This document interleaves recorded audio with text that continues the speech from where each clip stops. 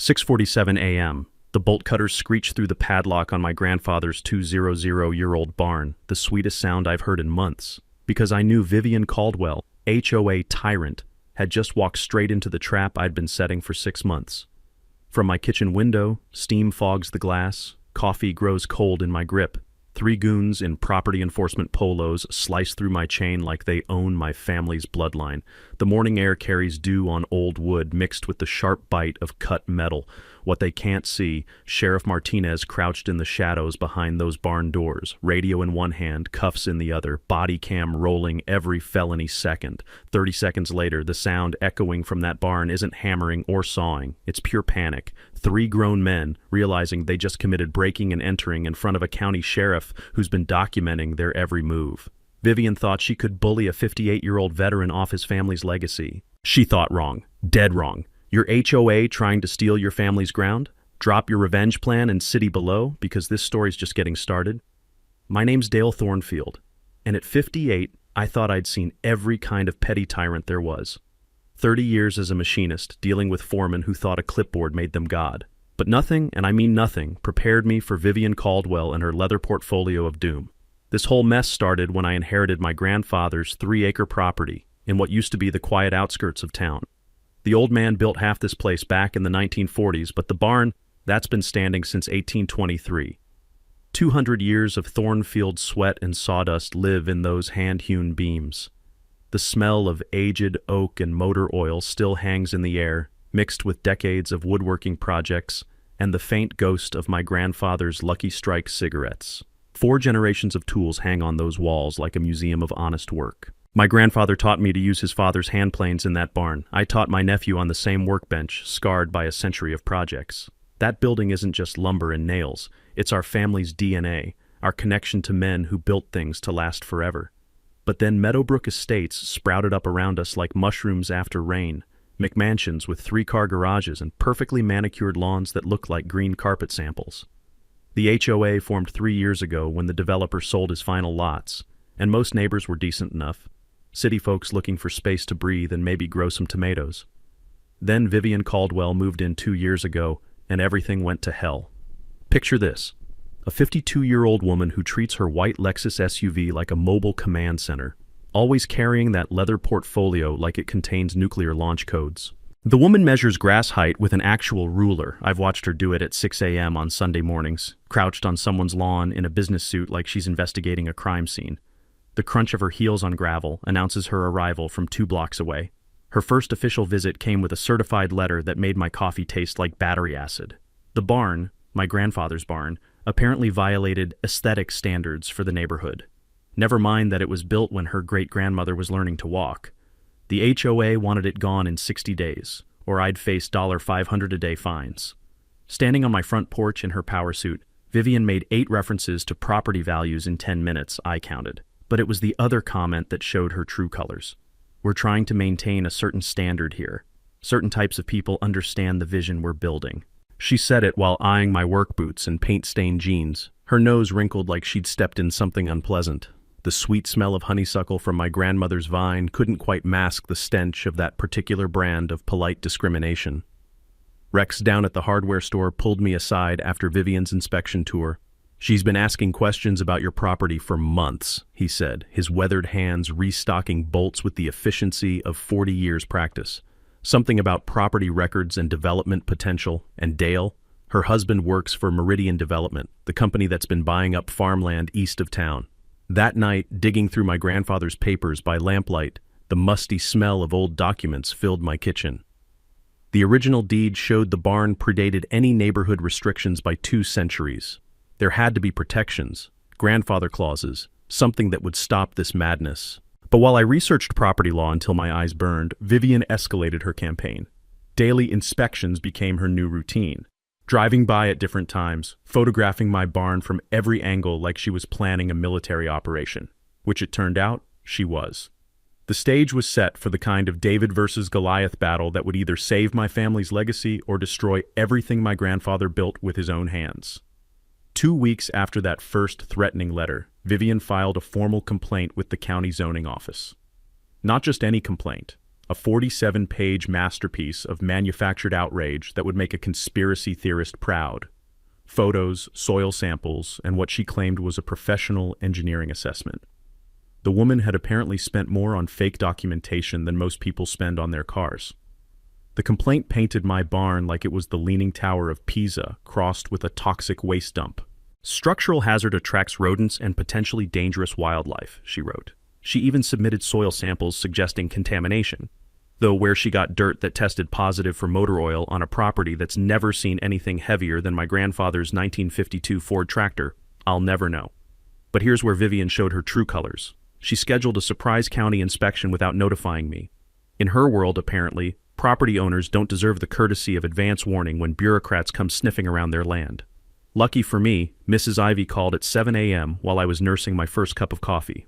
Dale, there's a county truck in your driveway and some official-looking guy poking around your barn with measuring equipment. The bitter taste of panic mixed with Colombian dark roast. Not a pleasant combination. I threw on yesterday's jeans and jogged outside to find Inspector Mike Rodriguez examining my barn's foundation. Middle-aged guy with calloused hands and the methodical approach of someone who actually knew construction from the ground up. He was tapping the massive oak support beams with a small hammer, listening to that solid thunk you only get from properly seasoned 2-century-old timber. "You the owner?" he asked, squinting at his laser level. "Dale Thornfield. This barn's been in my family since before your great-grandfather was born." Interesting. He made a note on his tablet. Someone filed a report claiming this structure was about to collapse and take half the neighborhood with it. You know anything about that? I'd been preparing for this moment since Vivian's first visit. The folder I handed him contained photos of recent renovation work, receipts for the new roof, documentation of electrical upgrades, everything a responsible property owner keeps. "Inspector Rodriguez, someone's been filing complaints about my property like it's their full-time job. All dismissed from what I understand."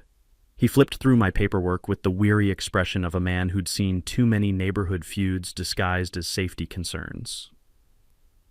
"Mr. Thornfield, this is the 12th complaint I've received about your property in the past year. Same complainant every time. That hit me like a punch to the gut. 12 complaints? I'd noticed the occasional inspector or city official, but 12 separate attempts to find violations? This wasn't harassment. It was a coordinated campaign designed to create a paper trail of problems where none existed." "All dismissed," Rodriguez continued, scanning his tablet.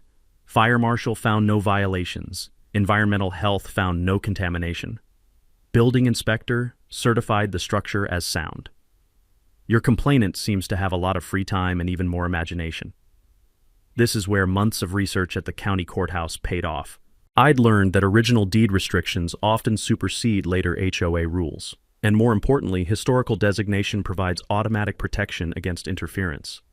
While Vivian was busy playing inspector, I'd quietly filed for historical status based on the barn's underground railroad connections. "Inspector, I should mention this barn is under review for state historical designation.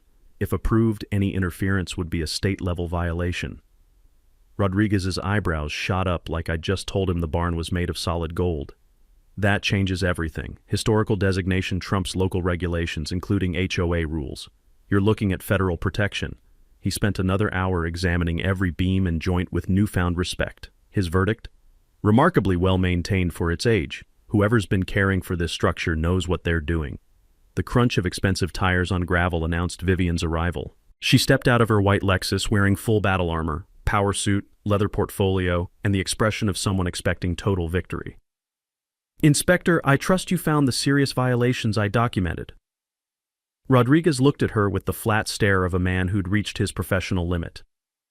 "Ma'am, I found a well-maintained historic structure on private property. I also found evidence of systematic harassment through frivolous complaints. You might want to consult legal counsel before filing any more reports." Watching Vivian's face crumble as her enforcement strategy collapsed was worth every sleepless night I'd spent researching property law. But something in her eyes told me this was just the opening salvo of a much uglier war. After Rodriguez demolished her zoning complaint, Vivian escalated with the subtlety of a bulldozer in a flower garden. She organized a neighborhood safety committee meeting, complete with a PowerPoint presentation that would make a Fortune 500 CEO jealous.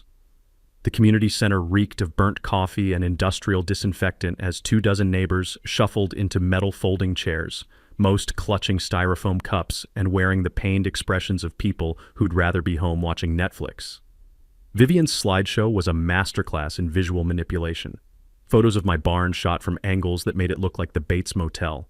Pictures of my friends visiting, Rex from the hardware store, my nephew Jake, guys from the VFW, but cropped and arranged to suggest some kind of criminal enterprise. She even managed to turn Carlos's work truck into evidence of gang activity by zooming in on his tattoos and emphasizing that he doesn't live in our community. The fluorescent lights buzzed overhead like angry wasps as Vivian clicked through slides with the confidence of someone who'd rehearsed this performance in front of her bathroom mirror. "We must consider the safety implications," she announced, her voice dripping with the kind of manufactured concern that makes your teeth itch. "This structure attracts undesirable activities and individuals who don't share our community values." Translation: she didn't like the color of some of my visitors' skin. The woman had about as much subtlety as a brick through a window. Derek, her perpetually nervous husband, advanced to the next slide showing a proposed timeline. "The board recommends an emergency vote to declare the barn an immediate nuisance requiring removal within 30 days. That's when I stood up from the back row, my research folder thick as a phone book, and delivered the counterpunch I'd been preparing for weeks. "Before you vote away a piece of American history, maybe you'd like to know what's actually in that barn." My boots echoed on cheap linoleum as I walked to the front, spreading documents across the folding table like a lawyer presenting evidence. County records, historical society research, and photographs that told a story 2 centuries in the making. "That barn wasn't just built in 1823, I said, making eye contact with neighbors I'd known since they were kids. It was a station on the Underground Railroad. Those thick walls and hidden compartments, they weren't for storing grain, they were for hiding families escaping slavery." The room went silent except for that buzzing fluorescent and the sound of Vivian's world cracking apart. Mrs. Patterson, 83 years old and sharp as a tack, nodded slowly. "My grandmother used to tell stories. Said there were places along the river where people found freedom." I pulled out the Historical Society's preliminary findings. "The state's already reviewing this property for historical designation. Once approved, it's protected under federal law. No HOA in America can touch it." But here's where I dropped the real bombshell. While researching property law at the courthouse, I discovered that original deed restrictions often supersede later regulations, and historical designation creates an impenetrable legal shield against interference. 17 documented incidents of unauthorized property access, I continued, letting that number hang in the air like smoke. All recorded by security cameras, all potentially criminal depending on intent. You could see Vivian's brain calculating the legal implications. Her face shifted from corporate confidence to something approaching panic as she realized I hadn't been sitting around feeling sorry for myself. I'd been building a federal case. "Those were legitimate safety inspections," she started. "Conducted without board approval," interrupted Sarah Ivy, one of the newer board members whose engineering background made her less susceptible to Vivian's theatrics. "Vivian, when exactly did we authorize spending HOA funds on private investigators and property assessments?" The silence that followed was so complete you could hear Derek's nervous breathing from the front row. Board members exchanged glances that spoke volumes about how much they actually knew about their compliance coordinators' solo operations.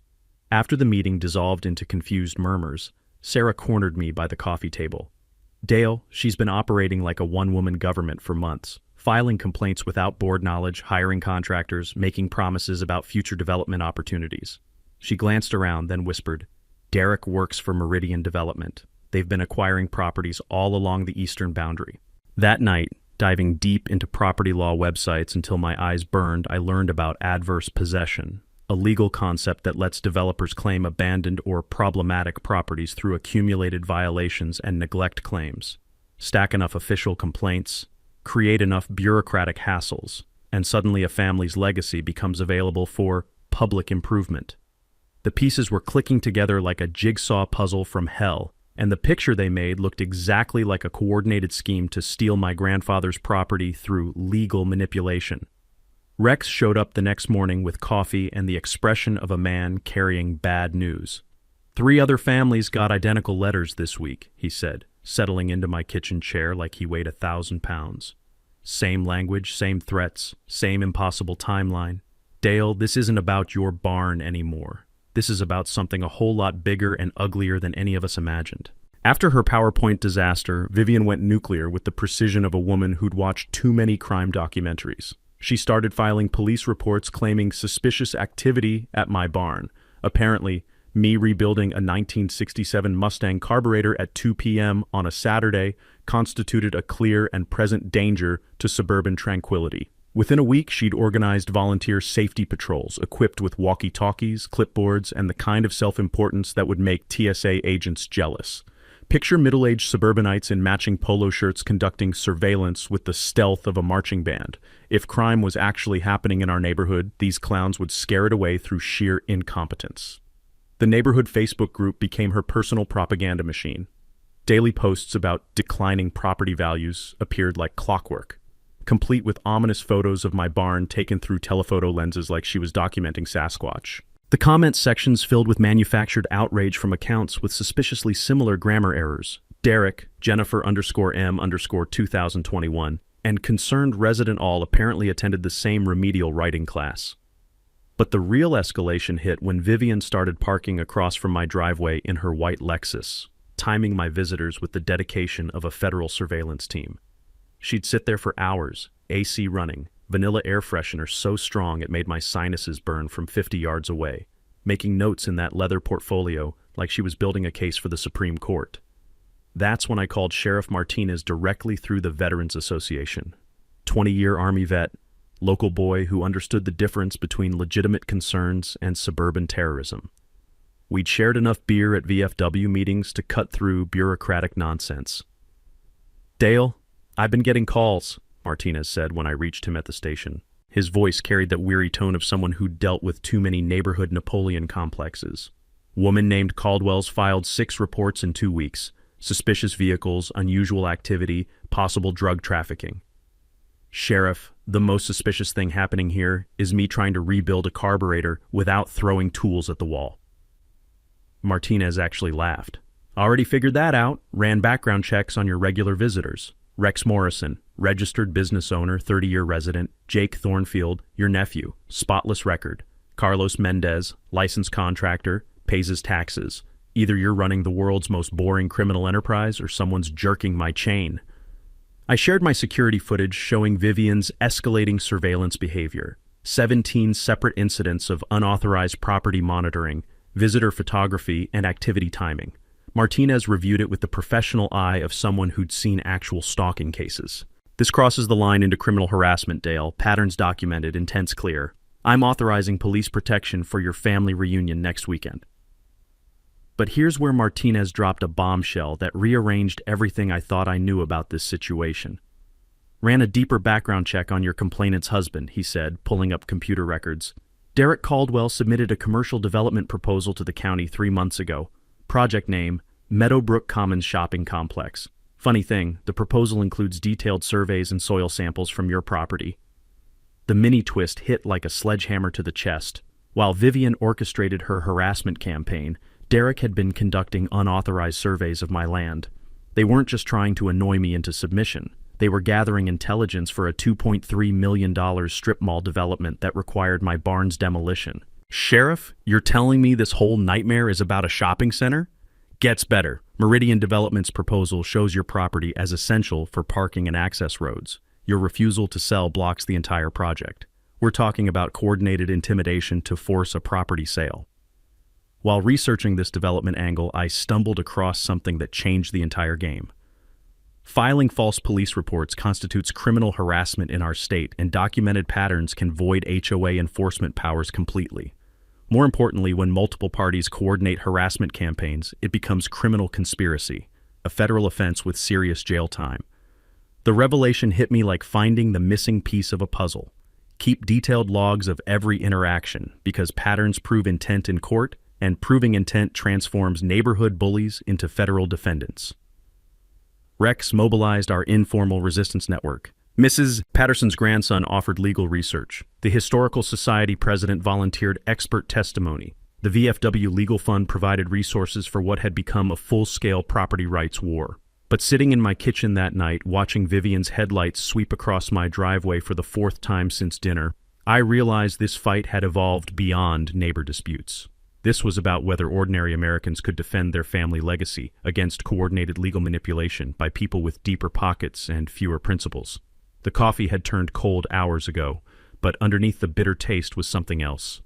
The metallic tang of pure determination.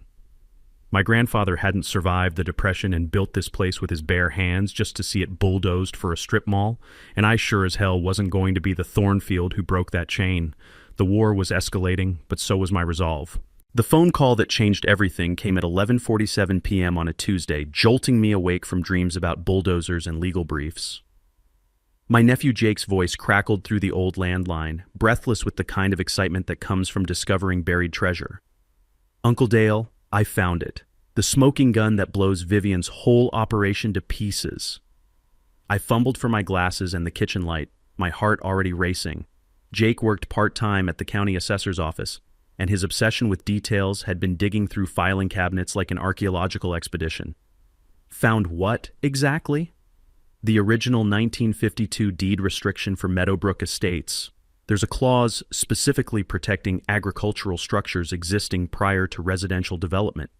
But Uncle Dale, here's the nuclear bomb. Guess who personally signed the acknowledgement when the HOA was formed 3 years ago?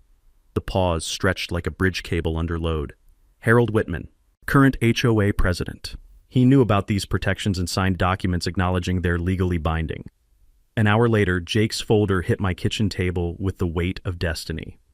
Page after page of photocopied documentation proving that every threatening letter, every fine, every enforcement action against my barn had violated deed restrictions that predated the Civil War. The musty smell of old paper mixed with fresh coffee as I absorbed the magnitude of what we'd uncovered. But the real revelation came buried on page 17, a legal definition of tortious interference with property rights. When someone knowingly violates established property protections for financial gain, they face triple damages plus mandatory attorney fees. In layman's terms, Vivian hadn't just been harassing me. She'd been committing federal crimes worth millions in potential penalties. The power dynamic didn't just shift, it inverted completely. For months, I'd been playing defense against HOA regulations that legally couldn't touch me. Now I held documentation proving they'd known these regulations were illegal from day one and proceeded anyway. Jake spread additional documents across the table, paper rustling like leaves in a storm. "Uncle Dale, this gets bigger. I found 8 other properties with identical protections. The Hendersons' greenhouse, Mrs. Murphy's chicken coop, that old workshop behind the Martinez place, all protected, all being targeted." The scope of the conspiracy crystallized like frost on morning windows. This wasn't about one stubborn property owner. This was a systematic scheme to circumvent historical preservation laws by pressuring protected families into voluntary compliance with regulations that had no legal authority. "Some people already caved," Jake continued, his voice carrying the weight of injustice. "The Kowalski farm, the Peterson place, they demolished protected structures because they didn't know about their rights. County records revealed the pattern clearly. Properties with deed protections were being systematically targeted through manufactured violations and harassment campaigns. Once families sold or demolished their historically protected structures, developers could argue the entire area had evolved beyond preservation status. Here's what made my blood pressure spike. Original deed restrictions don't just supersede HOA rules. They create constitutional protections that trigger federal oversight when violated. Property owners who prove coordinated harassment often receive not just monetary damages, but court orders dissolving offending boards and placing communities under federal monitoring. The transformation was complete. Instead of being a difficult neighbor fighting unreasonable rules, I was now a constitutional rights defender with federal law backing my case and documented proof of criminal conspiracy by elected officials. Wednesday morning's call to attorney Patricia Holbrook changed everything again. After reviewing Jake's documentation for 30 minutes, her assessment was devastating. "Mr. Thornfield, you don't have a property dispute. You have a federal civil rights violation worth potentially millions in damages." The files covering her conference table told a story that transcended neighborhood politics. This was about developers using HOA structures to circumvent constitutional protections, systematically targeting families with legally protected properties through coordinated campaigns that violated federal law. But Patricia's final revelation hit like lightning, striking twice in the same spot. Cross-referencing property records with development proposals revealed the ultimate truth. The parcels they've acquired through pressure tactics form a perfect corridor for shopping complex expansion. Your barn isn't just inconvenient. It's the keystone preventing a multi-million-dollar development. Driving home through afternoon shadows, I felt the weight of history settling on my shoulders. My grandfather's barn hadn't just survived 2 centuries of weather and change. It had become ground zero in a battle between constitutional property rights and corporate manipulation disguised as community governance. The taste of victory was still bitter with anticipation, but underneath that complexity was something pure and metallic, the flavor of justice finally within reach. Vivian Caldwell thought she was hunting a confused old man. She had no idea she'd just walked into the crosshairs of federal law enforcement. Thursday morning arrived with October air so crisp it made my sinuses tingle, and the kind of clarity that comes from finally seeing the whole chessboard. I called Sheriff Martinez first, my coffee still steaming like a locomotive while I spread Jake's documentation across the kitchen table like a general planning D-Day. "Sheriff, remember that harassment case? Turns out we've been hunting minnows when there's a whole shark in these waters." Martinez arrived within an hour, his patrol car crunching up my gravel driveway with the authority of someone who'd seen enough neighborhood disputes to recognize when one had metastasized into federal crime. He examined Jake's findings with the methodical attention of a surgeon, occasionally whistling low through his teeth like he was discovering new species of stupid. "Dale, this stopped being harassment about 6 violations ago. We're looking at conspiracy to violate federal property rights. If we can prove coordination between the HOA, development company, and any local officials, we're talking RICO charges that carry 20-year sentences." The plan that emerged over 3 hours of coffee and strategy was beautiful in its elegant simplicity. Let Vivian proceed with her threatened enforcement action while we turned her illegal entry attempt into a federally documented crime scene. Multiple law enforcement witnesses, professional recording equipment, and enough legal firepower to transform her harassment campaign into a criminal prosecution that would make headlines. "The secret is making them think they're winning," Martinez explained, sketching surveillance positions on my property map like a football coach diagramming the perfect play. "Let them commit every felony while we control the evidence collection." Attorney Patricia Holbrook joined our war council that afternoon, her briefcase packed with legal precedents that read like a constitutional law professor's wet dream. She'd taken the case pro bono because, as she put it with the predatory smile of someone who'd made corporate bullies cry, constitutional violations this blatant are career-making opportunities, and they need to be crushed so completely that other developers think twice before trying similar schemes. The legal strategy was 3-pronged and sharper than a surgeon's scalpel. File federal civil rights complaints citing discriminatory enforcement patterns.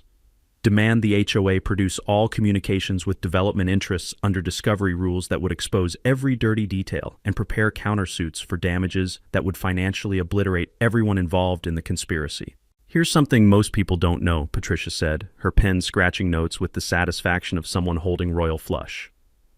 "Federal civil rights violations carry mandatory attorney fee awards to winners. Prove they violated your constitutional rights and they pay for everything.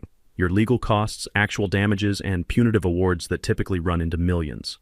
But the most satisfying element was the trap we were choreographing. Patricia suggested allowing the HOA to proceed with their planned enforcement action, while Sheriff Martinez positioned deputies to witness the illegal entry with federal standard documentation. The goal? Catch Vivian and her hired muscle committing multiple felonies while body cameras captured every incriminating word and action. Rex mobilized our community resistance network with the efficiency of someone who'd organized half the town's charity drives and most of its successful political campaigns. 8 families discovered they possessed similar deed protections. The local newspaper committed to an investigative series on development pressure tactics, and the Historical Society launched a broader campaign for property rights awareness that was already attracting state attention. "People need to understand recording laws," Patricia warned during our strategy session, highlighting relevant statutes. "In our state, single-party consent means you can record any conversation you participate in, but for maximum legal impact, we want everything documented by law enforcement with proper chain of custody that will survive federal court scrutiny." The technical preparation took on the precision of a NASA launch. Rex arranged professional-grade security cameras with crystal-clear audio from his hardware store connections. Sheriff Martinez coordinated with the county prosecutor's office for immediate warrant processing if criminal activity occurred. Jake prepared legal documentation for instant service the moment trespassing began, but the most crucial element was psychological warfare. Vivian had scheduled her enforcement action for Tuesday morning, apparently believing midweek timing would minimize witnesses and community attention. She had no idea we'd transformed her stealth operation into a public demonstration of what happens when federal law enforcement protects constitutional rights. When private organizations conspire with commercial entities to violate property rights, Patricia noted, highlighting relevant RICO statutes, federal prosecutors get personally invested. These cases become career priorities because they involve fundamental constitutional protections. The irony was so perfect it tasted like aged bourbon. While Vivian planned a secret operation to steal my family's property, we were preparing to document federal crimes with enough evidence to prosecute everyone involved and bankrupt their entire operation. Monday night, sitting in my grandfather's old chair surrounded by 2 centuries of family history, I felt the weight of generations settling on my shoulders like a familiar coat. The barn stood silhouetted against moonlight, solid and defiant, ready to become ground zero in a battle that would determine whether constitutional property rights still meant anything in modern America. The taste of anticipation mixed with black coffee and the smell of aged wood drifting through windows. Tomorrow, Vivian Caldwell would learn the difference between bullying an isolated homeowner and attacking someone protected by federal law, constitutional rights, and a sheriff who'd read the Constitution more recently than she had. After our federal war council, Vivian went into full desperation mode with the tactical finesse of a rabid badger trapped in a phone booth. She called an emergency HOA board meeting for Sunday evening, accidentally forgetting to invite known Dale supporters like Sarah Ivy and Mrs. Patterson.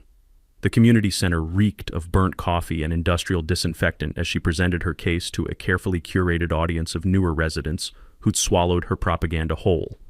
The meeting minutes, which Sarah obtained through official channels the next morning, read like a manifesto written by someone who'd watched too many legal thrillers.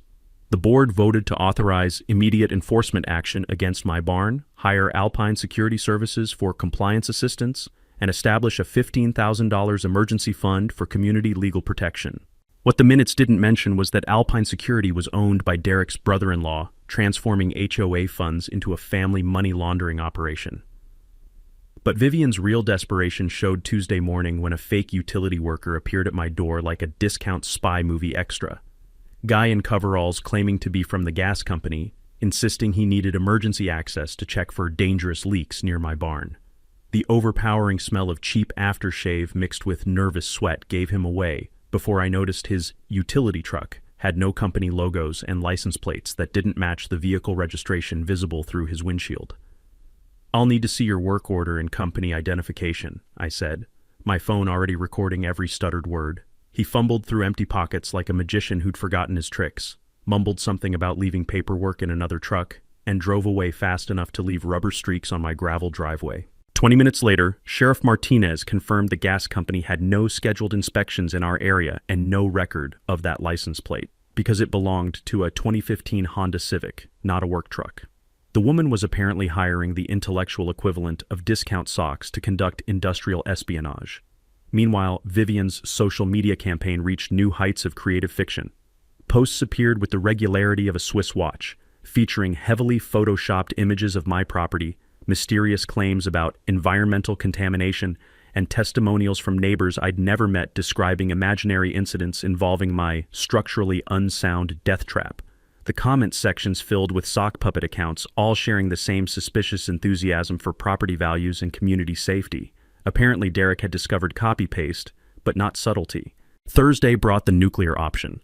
Derek approached my former employer with what he called serious character concerns, trying to destroy my reputation in the tight-knit machinist community where word-of-mouth recommendations were everything. Unfortunately for him, my supervisor of 20 years knew exactly what kind of man I was, and exactly what kind of scam Derek was running.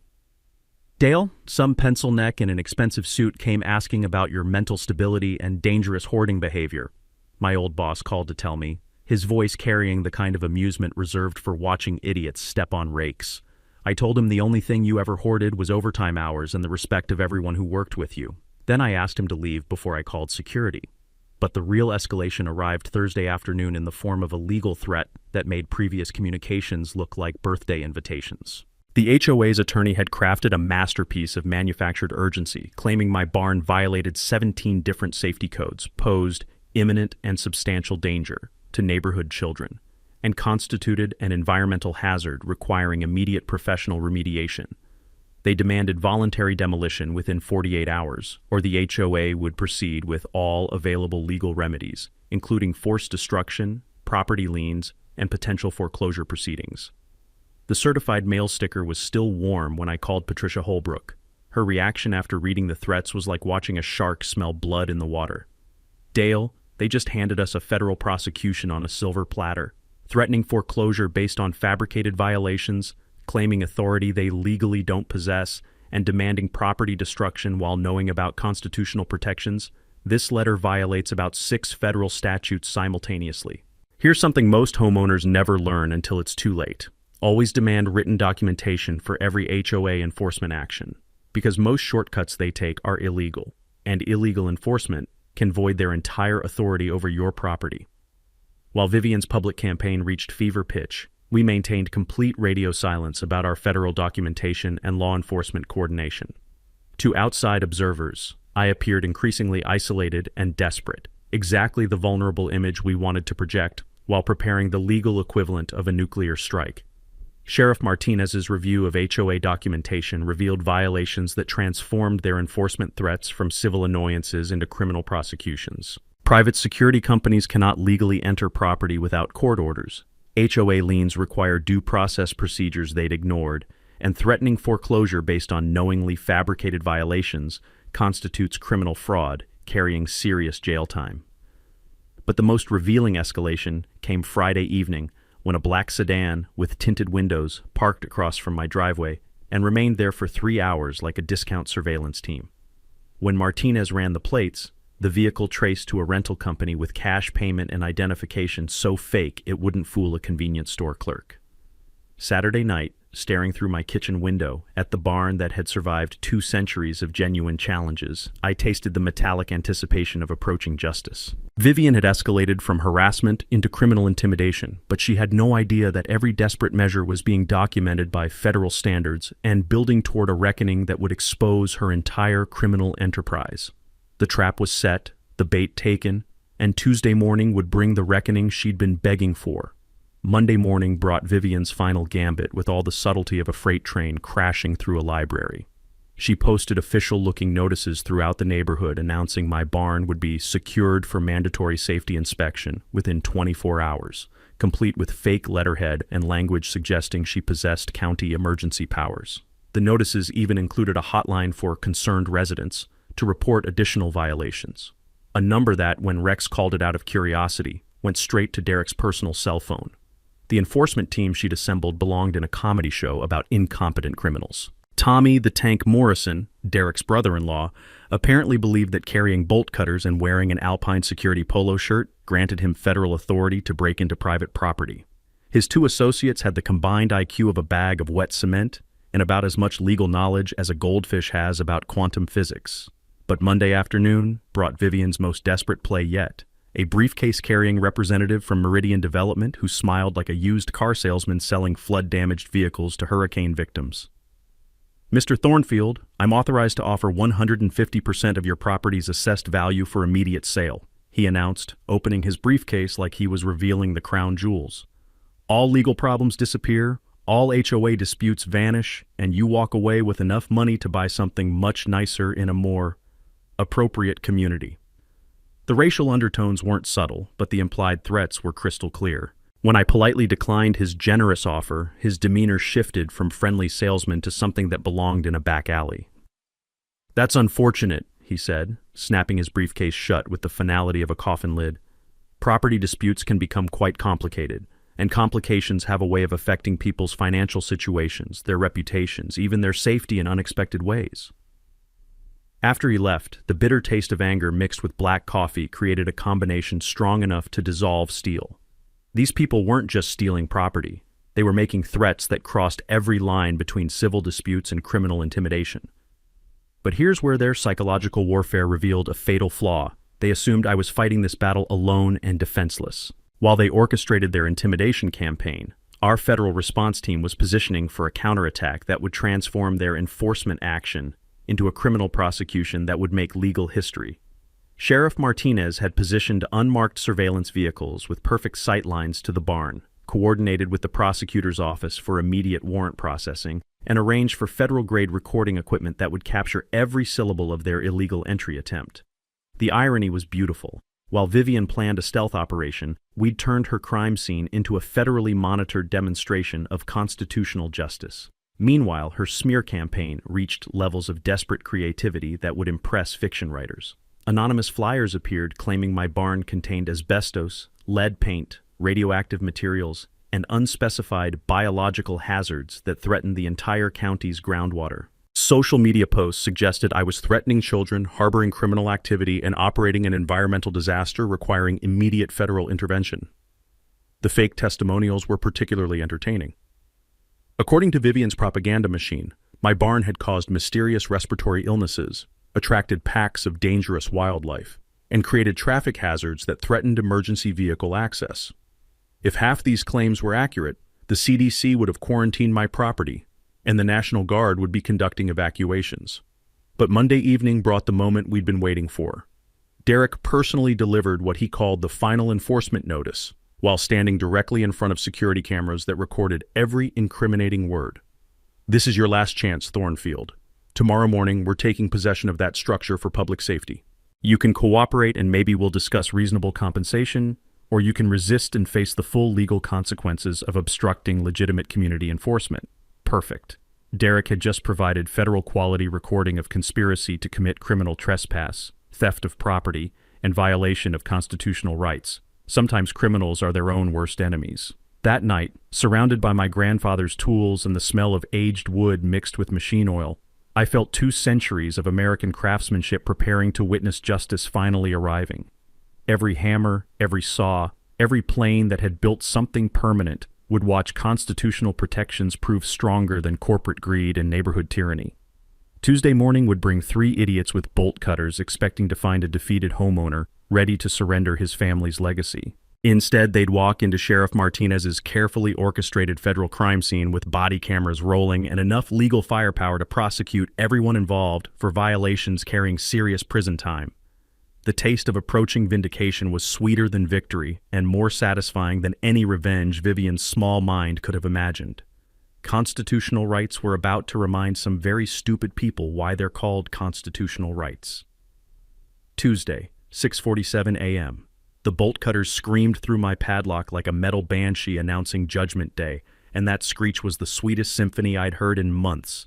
Because Sheriff Martinez was crouched behind those barn doors, badge gleaming in the morning shadows, handcuffs ready, federal recording equipment capturing every felony second of what these idiots thought was their moment of victory. Steam fogged my kitchen window as I watched Tommy the Tank Morrison and his 2 brain-dead associates slice through my chain like they owned 2 centuries of American history.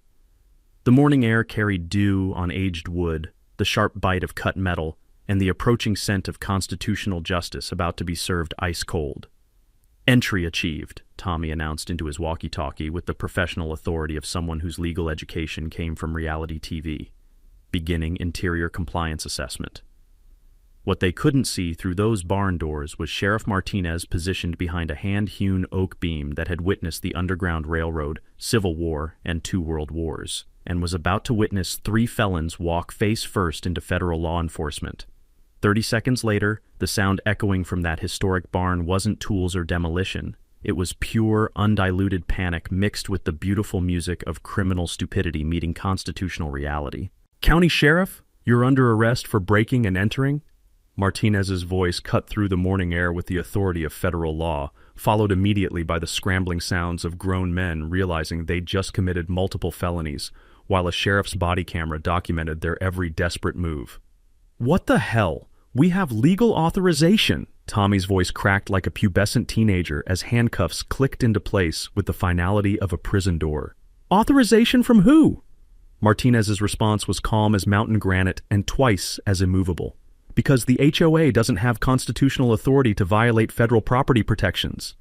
That's when Vivian's white Lexus came screaming into my driveway like she was racing to a Black Friday sale, expecting to supervise her triumphant property seizure. Instead, she found her enforcement team in federal custody, Sheriff Martinez reading Miranda rights and me stepping onto my porch with a folder thick enough to choke a horse. 6 months of documented evidence that would obliterate her entire criminal enterprise. "What is the meaning of this travesty?" Vivian shrieked, erupting from her SUV in full corporate battle armor, power suit, leather portfolio, and the expression of someone watching their carefully orchestrated crime scene collapse into federal prosecution. "Ma'am, you're under arrest for criminal conspiracy, systematic harassment, and violation of federal civil rights," Martinez announced, approaching her with the methodical pace of justice that had been building momentum for months. The look on Vivian's face was worth every sleepless night. Shock, rage, and dawning horror as she realized her harassment campaign had just transformed into federal charges carrying serious prison time. Rex and Mrs. Patterson arrived as concerned neighbors responding to the commotion, but they were positioned witnesses ensuring this moment would be documented by multiple independent observers. The thunder of patrol car engines announced backup units sealing off the street, creating the kind of major law enforcement presence that transforms neighborhood disputes into evening news headlines. Within minutes, cars lined the street like a parade as residents emerged to witness their tyrannical HOA president being arrested for federal crimes. Sarah Ivy recorded everything from her porch. 3 more neighbors live-streamed to social media. The entire community was watching constitutional rights prove stronger than corporate bullying. "This is absolutely ridiculous," Vivian screamed as handcuffs clicked around her wrists with the sound of metal justice. "We have every legal right to enforce community standards." That's when I delivered the mic drop moment that 6 months of harassment had been building toward. "Vivian, you had the right to remain silent," I said, opening my folder to reveal documented evidence of everything. Every threat, every trespass, every federal violation. "Too bad you never had the intelligence to use it. Sheriff Martinez and federal investigators have been documenting your criminal conspiracy since day one. You didn't just break into my barn, you broke into a federal crime scene." The color drained from her face like someone had pulled a plug, leaving her looking like a deflated balloon at a child's birthday party. The woman who'd terrorized half the neighborhood with threats and intimidation was finally seeing what happens when constitutional rights meet professional law enforcement. Attorney Patricia Holbrook arrived with a convoy of legal firepower, restraining orders, federal civil rights complaints, and enough documentation to prosecute everyone involved. Local news crews were already setting up cameras as social media spread word about the arrests faster than wildfire. "This case represents systematic violation of constitutional property rights for commercial gain," Patricia announced to gathering reporters and cameras.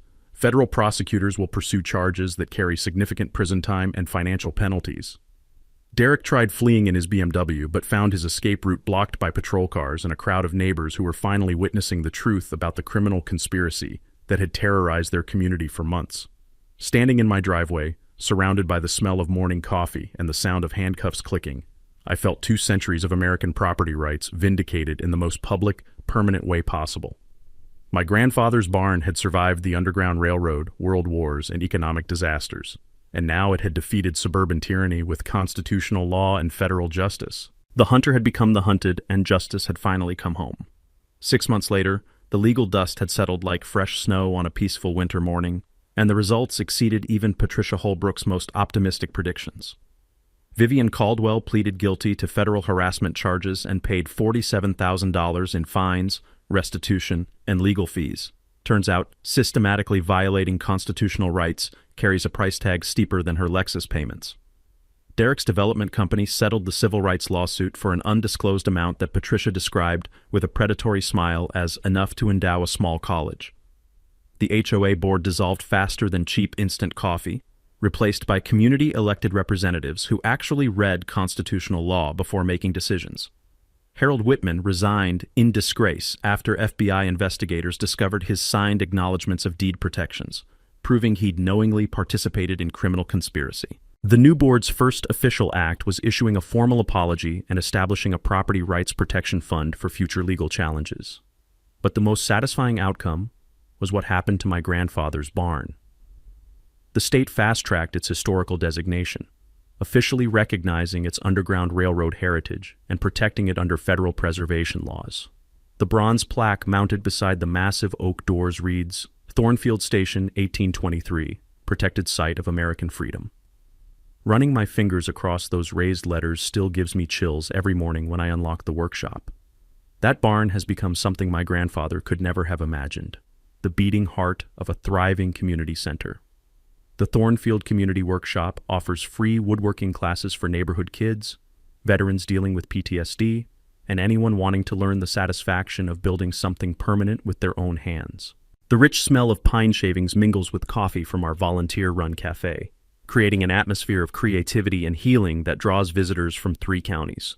Rex expanded his hardware store empire, opening a second location specializing in historical preservation and property rights consulting. Our legal victory inspired property owners throughout the region to research their own deed protections, and Rex became the go-to expert for constitutional hardware needs.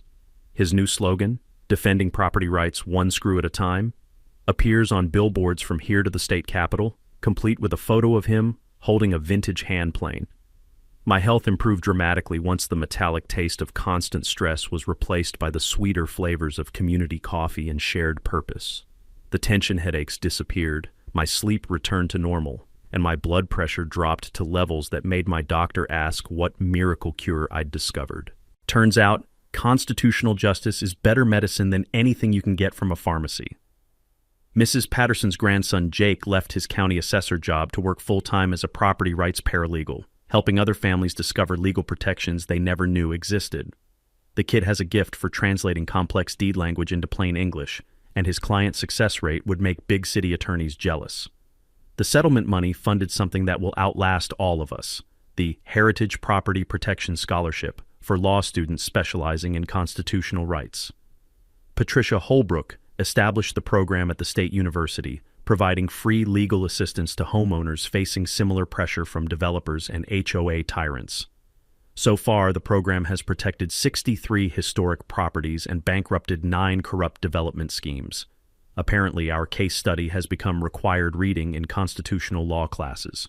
But the ripple effects extended far beyond legal victories. The Historical Society received a federal grant for property rights education, creating traveling exhibits that teach Americans about deed protections and constitutional safeguards most people never discover until it's too late. The Veterans Administration adopted our case as a model for helping military families defend inherited property against bureaucratic harassment and corporate manipulation. Sheriff Martinez was promoted to chief deputy after federal prosecutors praised his investigation as a textbook example of protecting constitutional rights through professional law enforcement. He still stops by the workshop for coffee and to share war stories about other HOA cases he's investigating. Apparently, our victory inspired other harassment victims to start fighting back. The annual Property Rights Day celebration has become our community's signature event, drawing families from across the state to learn about constitutional protections while enjoying live bluegrass, historical demonstrations, and barbecue that makes people forget their troubles. Children who were once taught to fear my dangerous barn now compete to show their parents the birdhouses and toolboxes they've crafted in weekend classes. Even some of Vivian's former supporters approached me with sheepish apologies after learning about the criminal conspiracy they'd unknowingly supported. Fear and misinformation are powerful weapons, but truth and constitutional law prove stronger every time. Several families discovered they'd been pressured into unnecessary property modifications by the same illegal tactics used against me. The most meaningful transformation happened to the barn itself. Those thick walls that once sheltered families escaping slavery now protect a different kind of freedom, the liberty that comes from understanding your rights and having the courage to defend them. Every time I walk through those doors, I hear echoes of my grandfather's hammer mixing with children's laughter as they learn that building something permanent requires both skill and determination. Last month, a PBS documentary crew spent a week filming our workshop for a series about Americans defending constitutional rights against modern tyranny. The producer said our story captured something essential about the American spirit: ordinary people using law, community, and stubborn persistence to protect what matters most across generations. But the real victory isn't measured in legal settlements or media attention. It's in the young veterans who find peace working with their hands, neighbors who discovered their own historical protections, and children learning that building something beautiful takes time, patience, and respect for those who came before us. As I write this, sitting in my grandfather's worn leather chair while the workshop hums with productive energy, the smell of fresh sawdust mixes with coffee and the promise of projects yet to be built. the taste of victory has mellowed into something richer. The satisfaction of knowing constitutional rights still mean something when defended by people who refuse to be intimidated by corporate bullies or neighborhood tyrants. The battle for my barn saved more than one family's legacy. It proved that American property rights, properly defended, are stronger than any development scheme, HOA conspiracy, or attempt to steal what generations built with their own hands. Share your own HOA nightmare in the comments below. You might be surprised how many legal protections you actually have but never knew about. And don't forget to subscribe to Karen's Stories for more tales about ordinary Americans fighting back against petty tyranny and discovering that constitutional rights, when properly defended, always win in the end. Justice, it turns out, is a lot like quality woodworking. It requires the right tools, proper preparation, and the patience to build something that lasts forever.